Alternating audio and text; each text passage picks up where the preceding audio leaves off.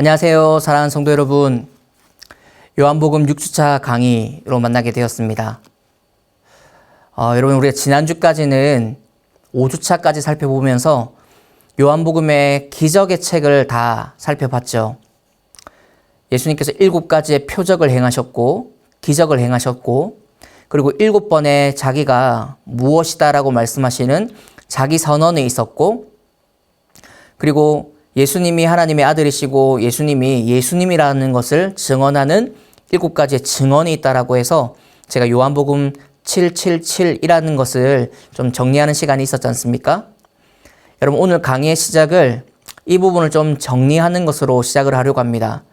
여러분, 제게 도움이 되는 것이 아니라 여러분들에게 너무나 도움이 될 것 같아서 시험은 아니지만 약간의 시간을 드릴 테니 이 시간을 통해서 여러분들이 지금까지 5주 지나면서 6주까지 오는 과정의 정리를 한번 하는, 어찌 보면 학생들이 한 학기를 다니면서 중간고사를 치렀던 것처럼 오늘이 그런 시간이다라고 생각하시면 될 것 같아요. 그럼 왜냐하면 오늘부터 우리가 시작되는 것이 바로 13장을 들어가게 될 텐데 13장부터 20장까지는 십자가로 걸어가시는 예수님의 행적을 기록한 영광의 책의 시작이기 때문에 본론의 정중앙 반을 지나서 이제 결론으로 향하는 걸음을 시작하는 것이기 때문입니다.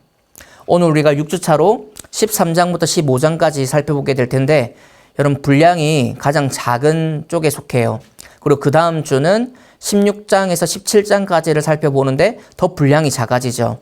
그런데 16장, 17장은 좀 더 우리가 생각하고 또 묵상해봐야 될 것들이 좀 남아있지만 13장부터 15장까지는 내용도 간단하기도 하고 또 예수님의 그 십자가를 걸어가셨던 그 시간적 순서로 진행되기 때문에 좀 더 강의가 간편합니다. 그렇기 때문에 여러분들이 오늘을 지나기 이전에 1주차부터 5주차까지의 내용을 좀 여러분 머릿속으로 정리하고 가능하다면 여러분들 노트나 공책에 이런 부분들을 좀 정리해 나가면 참 좋을 것 같다는 생각이 들어요. 무엇이냐면 777을 여러분 정리하는 것입니다. 여러분, 제게 아니라 여러분들에게 큰 도움이 되고 유익하리라 생각이 드는데요. 저도 이것을 정리하고 외우고 난 다음에는 요한복음이 몇 장이다 그러면 그 장에 어떤 내용과 어떤 이야기가 있고 예수님 말씀이 어떤 것이었는지를 단번에 알 수 있는 눈을 가지게 됐거든요. 그렇게 된다면 여러분들에게도 이 777을 외우게 되기만 하더라도 상당한 유익이 있을 거라는 생각이 듭니다. 그렇기 때문에 여러분, 다음 화면을 넘기시면 한 1, 2분 정도 예수님께서 행하셨던 7가지의 표적을 정리하는 시간, 그리고 다음 슬라이드를 넘어가면 또 예수님께서 에고 에임이라고 하는 자기 선언, 내가 무엇이다 라고 하는 7가지, 그리고 마지막 7인 증언, 예수님을 증언하는 7가지의 증언에 대한 부분도 정리하는 시간을 3가지를 다 해서 좀 드리려고 합니다. 여러분, 이 시간을 활용해서 여러분들이 나름대로 스스로 5주차의 강의를 따라오면서의 내용들을 정리하는 시간이 되었으면 참 좋겠습니다. 그러면 슬라이드 넘기겠습니다. 첫 번째로 7가지의 표적, 2장부터 시작해서 11장까지의 내용에 어떤 기적과 표적들이 있었는지를 여러분 스스로가 공책이든 노트든 어디든 좋으니까 여러분 좀 정리하는 시간을 가지도록 하면 좋겠고요. 시간은 약 한 1, 2분 정도 드리겠습니다.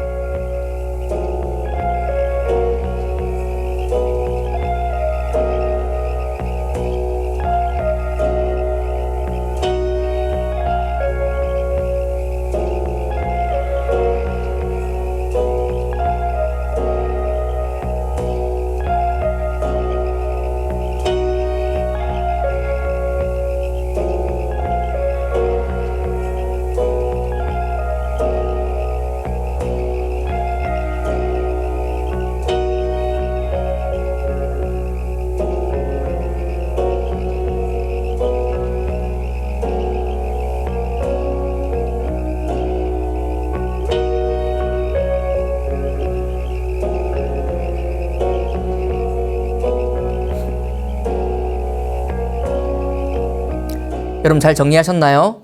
자, 그러면 다음 7인데요. 7가지의 자기 선언을 정리하는 시간입니다. 요것도 한 시간 한 1, 2분 정도 드릴 테니까 7가지의 자기 선언, 6장부터 시작해서 15장까지 예수님이 뭐라고 자기의 선언을 하셨는지를 정리하는 시간을 가지도록 하겠습니다.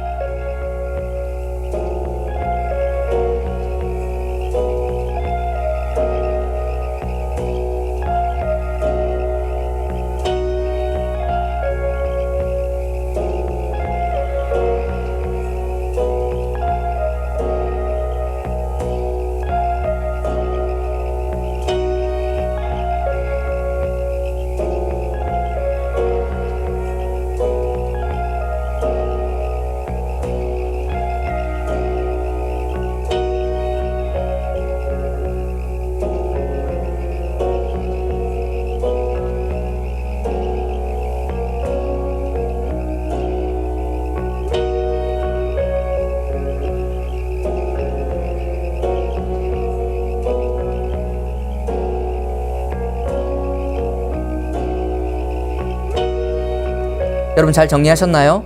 자, 그러면 마지막으로 7가지의 증언이죠. 예수님을 이 사람들이 또 이런 부분을 이렇게 증언했다라고 했던 이 부분을 여러분들이 스스로가 좀 정리하는 시간을 가지면 좋겠습니다. 이것도 마찬가지로 시간 1, 2분 드리도록 하겠습니다.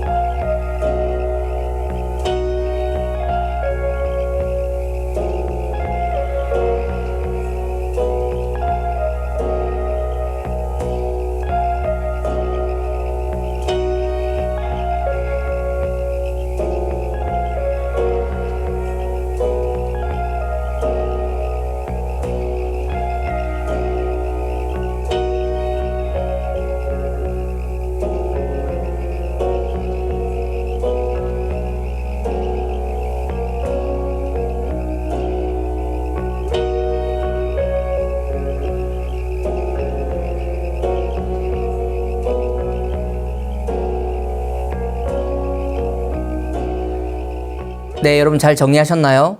자, 그러면 오늘 본문으로 이렇게 넘어가 보려고 하는데요. 여러분 오늘부터는 영광의 책을 살펴보는 것입니다. 영광의 책의 시작을 들어가는 부분이죠. 여러분 2장부터 12장까지가 기적의 책, 표적의 책이었으면 13장부터 20장까지가 바로 영광의 책인데 이 영광의 책은 괄호 안에 들어갈 말이 무엇일까요? 제가 여러 번 말씀드렸으니까 여러분 잘 아시리라 생각됩니다. 바로 십자가로 걸어가시는 예수님의 이 여정, 예수님의 행적을 기록한 부분이라는 것이죠. 여러분 여기부터가 바로 예수님께서 유월절을 향해서 빈들에 계시다가 예루살렘으로 다시 들어오시면서 정말로 이제 죽을 것을, 십자가라는 것을 져야 하는 것을 아시면서 들어오시는 예수님의 행적을 그리는 장입니다. 그럼 13장 우리가 좀 읽어야 될 텐데요, 여러분. 13장 1절 우리 다 같이 한번 읽어보면 좋겠습니다. 시작. 유월절 전에 예수께서 자기가 세상을 떠나 아버지께로 돌아가실 때가 이른 줄 아시고 세상에 있는 자기 사람들을 사랑하시되 끝까지 사랑하시니라. 아멘. 그럼 우리가 13장 1절 한 절을 읽었지만 영광의 책을 시작하고 있는 예수님의 마음, 또 예수님의 그 발걸음이 어떠했는지를 사도 요한이 60년이 지나서 예수님의 모습을 이렇게 그리고 있습니다. 6월절 전에 예수께서 자기가 세상을 떠나서 아버지께로 돌아가실 때가 이른 줄 아셨고 그분이 아셨다라는 것이에요. 지고 싶지 않던, 걷고 싶지 않던, 그 길로 가고 싶지 않을 것만 같은 그 예수님의 마음을 이렇게 표현하고 있습니다. 자기가 이제는 세상을 떠나서 아버지께로 가실 때가 이른 줄 아시고 그 길을 걸어가시는 그 길이 무슨 길이었냐? 세상에 있는 자기 사람들을 사랑하시되 끝까지 사랑하셨던 그 길을 걸어가셨다. 이렇게 말씀하고 있는 것이죠. 여러분 우리가 이어서 이 말씀이 그러한지를 살펴보기 위해서 13장에 어떤 내용이 있는지를 살펴보면 단번에 알 수 있습니다. 여러분 13장을 보면 1절에서 20절까지가 세족식 이야기가 등장하거든요. 예수님께서 제자들의 발을 씻기십니다. 겉옷을 벗으시고 수건을 두르시고 난 다음에 한 명 한 명 씻기는데 유독 베드로가 자기 발은 씻길 수 없다며 막 난리를 피우죠. 그때 예수님께서 네가 그렇지 않으면 나와 상관이 없다라고 말하는 그 대답 앞에 베드로가 발뿐만이 아니라 머리끝부터 전부 다 씻겨달라고 이야기를 하고 예수님은 의미심장한 말씀을 베드로에게 주시면서 결국 이 13장은 시작이 됩니다. 여러분, 베드로가 이렇게 예수님에게 안 된다 이렇게 이야기하는 것뿐만 아니라 유다가 밤중에 예수님을 이제 팔기 위해서 이탈하는 장면이 13장에 들어가 있고요. 뿐만 아니라 예수님에게 그렇게 머리끝부터 발끝까지 다 씻겨달라고 했던 그 베드로, 수제자, 예수님의 가장 가까이 있던 오른팔격이었던 이 베드로가 예수님의 그 사랑 앞에 너 부인할 거다라고 말씀을 듣는 장면이 13장 가운데 있습니다. 여러분, 결론이 무엇인지 아세요? 예수님이 자기 사람들을 사랑하시되 끝까지 사랑했다라고 하는 이 사도 요한의 기록이 적혀져 있고 시작이 되지만 그때 당시에는 사도 요한도 몰랐고 베드로도 몰랐던 그 역사가 흘러갑니다.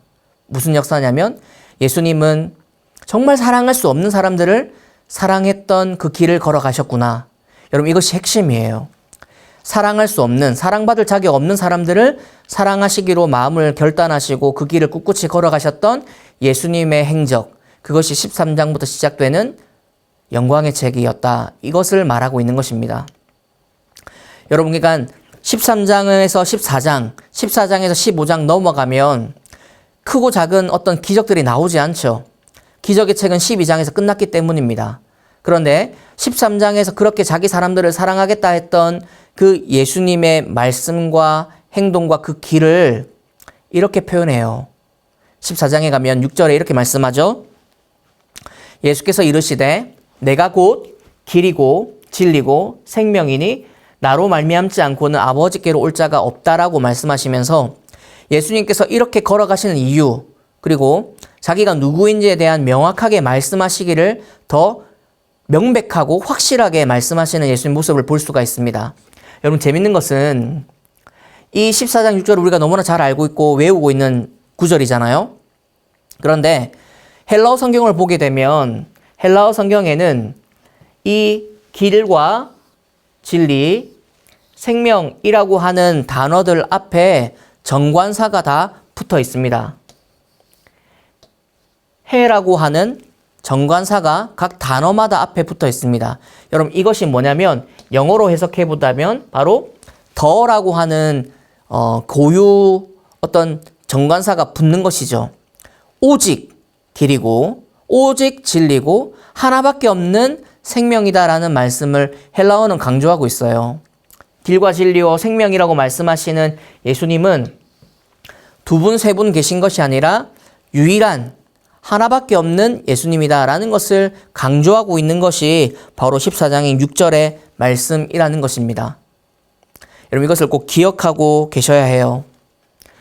자기 사람들을 사랑하시되 끝까지 사랑하셨던 그 예수님께서 십자가로 시작하시며 십자가로 걸어가시는 그 길 가운데에 사람들에게 내가 곧 길이고 진리요 생명이라고 말씀하실 때 정관사를 그 단어 앞에다가 계속 붙이면서 하고 있는 이유는 헬라어의 문법에도 그렇지만 문법상 이유 때문에 그렇기도 하지만 하나밖에 없는 유일한 길이고 진리고 생명이라는 것을 강조하고 계셨던 예수님 마음을 대비하는 것입니다.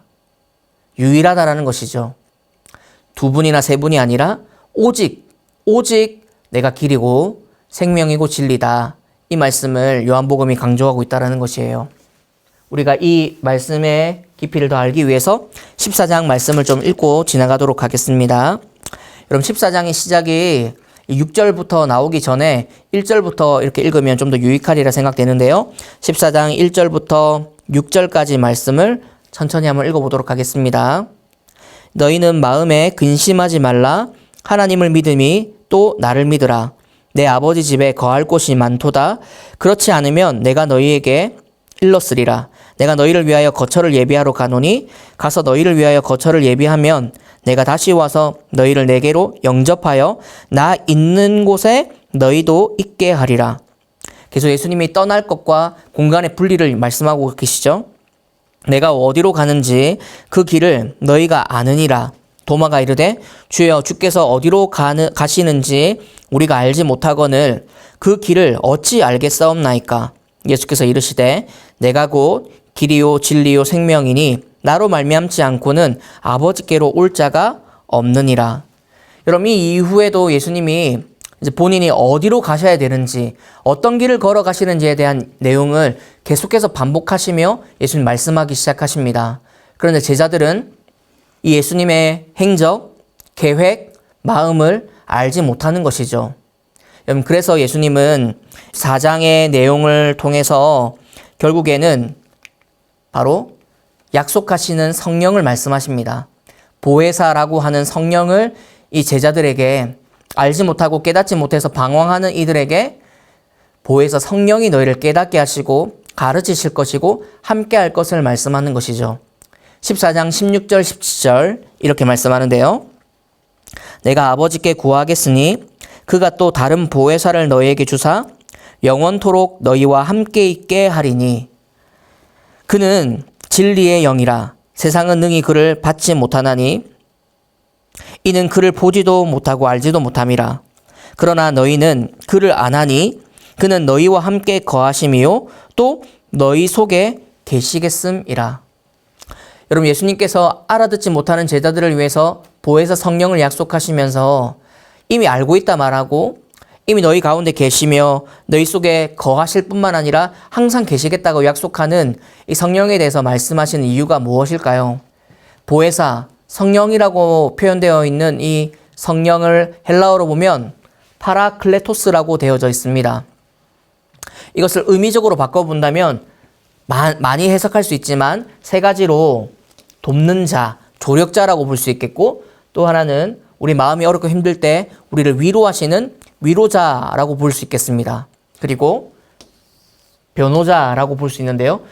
여러분, 여기에 사용되어 있는 이 단어에 가장 많이 빈도수가 높기도 하고 의미가 좀 강한 것이 바로 이 변호자라는 것이에요.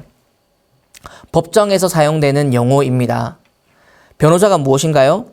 우리가 할 말이 없을 때, 유구무원일 때, 변명하고 싶고 억울할 때도 뭐라 말할 수 없는 처지 가운데에 가장 답답한 마음을 안고 있을 때 변호자가 내 옆에서 나를 변호해 줄 때 얼마나 마음이 든든하고 또 눈물 날 만큼 그 속이 시원하게 되는 것을 우린 잘 알 수 있지 않습니까?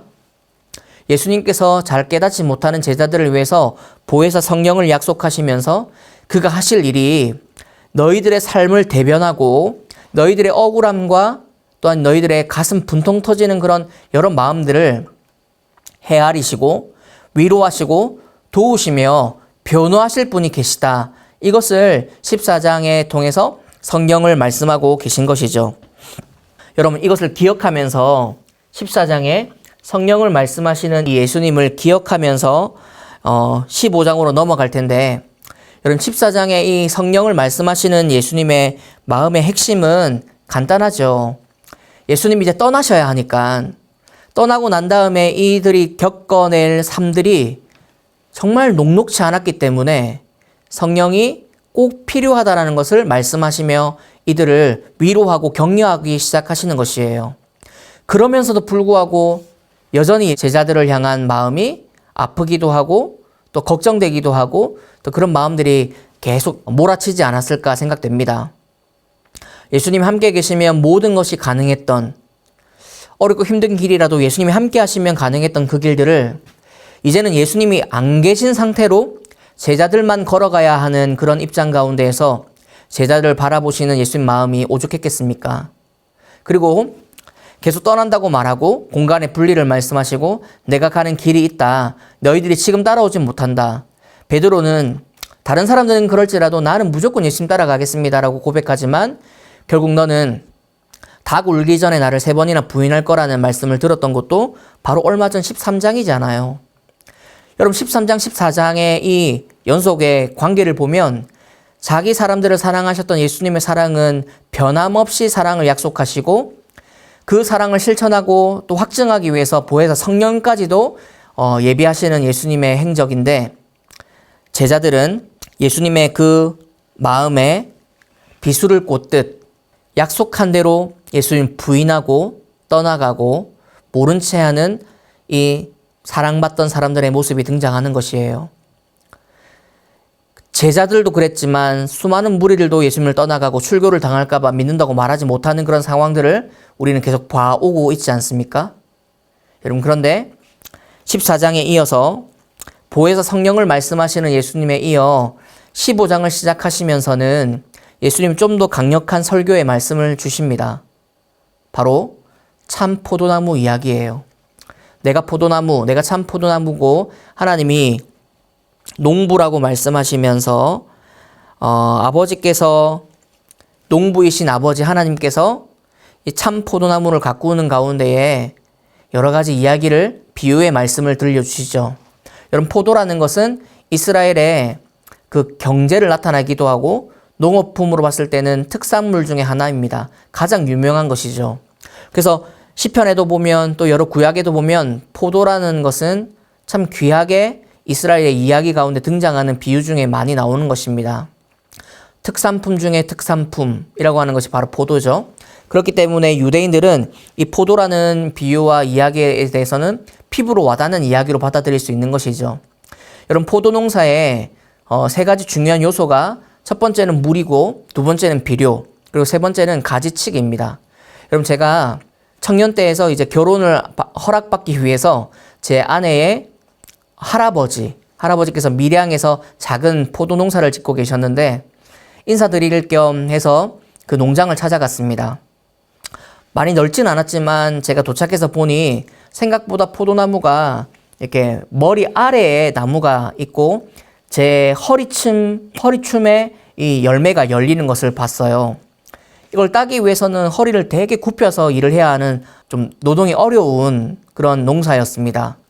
이스라엘은 얼마나 다를지 모르겠지만 제가 그 가운데서 가장 핵심적으로 봤던 것이 무엇이었냐면 할아버지께서 저에게는 고되고 힘든 일을 시키셨지만 할아버지께서는 손에 가위 하나 들고 다니시면서 가지를 자르시는 가지치기를 하는 모습을 저는 볼 수 있었습니다.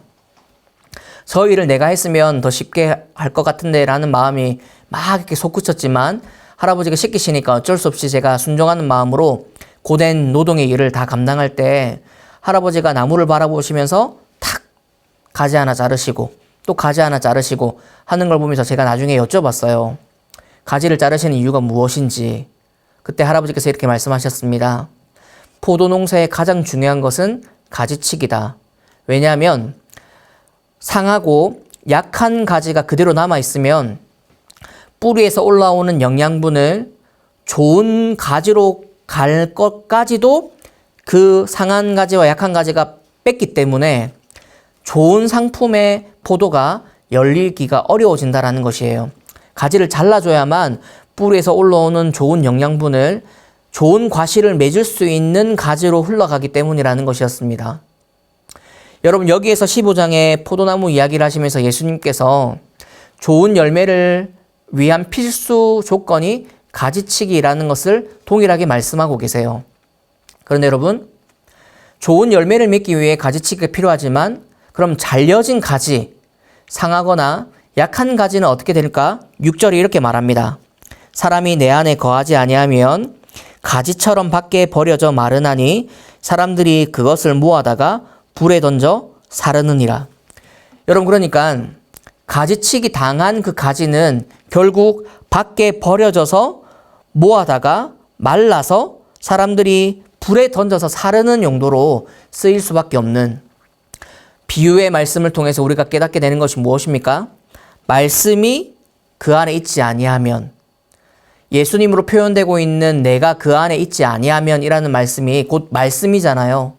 결국 우리 가운데 말씀이 우리 속에 있지 않고 우리 안에 예수 그리스도가 계시지 않는 사람들은 가지처럼 잘려져서 말라 결국에는 불에 사를 수밖에 없는 그 운명, 그 결국을 기다리고 있다는 것을 말씀의 비유를 통해서 예수님은 지금 설명하고 계십니다. 사랑하는 성도 여러분, 15장의 구조를 살펴보게 되면 1절부터 11절까지는 참 포도나무와 가지의 비유를 말씀하세요. 이 말씀의 비유를 통해서 예수님은 무엇을 구분짓고 있냐면 말씀을 가지고 있는 자와 가지고 있지 않는 자의 차이를 구별하고 있습니다. 말씀을 가지고 있는 자, 예수님과 그 줄기와 가지의 연합이 되어 있는 그 사람들은 열매를 많이 맺는다라고 말씀하는 반면 잘려져서 가지가 밖에 버려진 사람들은 불에 던져 사름을 당하는 운명이라는 것을 말씀하는 이 차이가 성경이 말하고 있는 예수님의 믿음 가운데 결국으로 드러나는 천국과 지옥을 예비하고 보여주고 있는 것이죠. 우리가 더 읽어본다면 7절부터 너희가 내 안에 거하고 내 말이 너희 안에 거하면 무엇이든지 원하는 대로 구하라. 그리하면 이루리라. 너희가 열매를 많이 맺으면 내 아버지께서 영광을 받으실 것이요 너희는 내 제자가 되리라. 아버지께서 나를 사랑하신 것 같이 나도 너희를 사랑하였으니 나의 사랑 안에 거하라. 내가 아버지의 계명을 지켜 그의 사랑 안에 거하는 것 같이 너희도 내 계명을 지키면 내 사랑 안에 거하리라. 여러분, 이렇게 예수님께서는 안에 거하고 말씀이 안에 있고 계명을 지키고 거하고 연합하는 것에 대한 이야기를 계속하면서 그렇지 못한 사람과의 대비를 말해주고 있는 것이죠. 그런 사람들은 열매를 맺는 인생, 그러나 그렇지 못한 사람들은 밖에 버려져 말라 불에 타들어가는 인생, 이것의 구분을 요한복음 15장의 예수님 말씀, 설교를 통해서 우리에게 전해주고 있습니다. 그러면서 이 열매 맺는 사람들에게 결국 또 하나 원하는 것이 뭐냐면 서로 사랑할 것을 말하는 것이죠. 예수님의 제자가 된 사람들은 결국 서로 사랑함으로 그 사랑을 퍼져나가게끔 하는 것이다. 이것을 12절부터 17절까지 말하고 있고 이어지는 18절부터 27절의 이 마지막까지는 이런 제자들, 예수님을 사랑하는 그 사랑을 받았던 사람들이 서로 사랑하면서 제자의 삶과 사역과 사명을 감당하려고 하는 사람들에게 다가오는 핍박의 이야기를 하세요. 너희가 이렇게 살아가다 보면 이런 핍박을 받을 것이다. 그럴 때에 필요한 것이 무엇인가? 바로 14장에 등장했던 성령, 보혜사라는 것이에요. 위로자, 조력자, 변호자로 사역하시는 그 성령이 이 제자들의 어렵고 힘든 삶 가운데 찾아와서 너희를 위로하고 힘을 주고 도와줄 것이다. 너희를 변호할 것이다. 너희가 세상 가운데 손가락질 받고 또 핍박당하고 돌던짐을 당하고 어려움을 겪고 할 때 기억해라. 세상이 나를 미워한 것 같이 너희도 미워할 텐데 너희들보다 나를 더 먼저 미워했다라는 것을 기억해라. 이것이 18절 말씀에 등장합니다.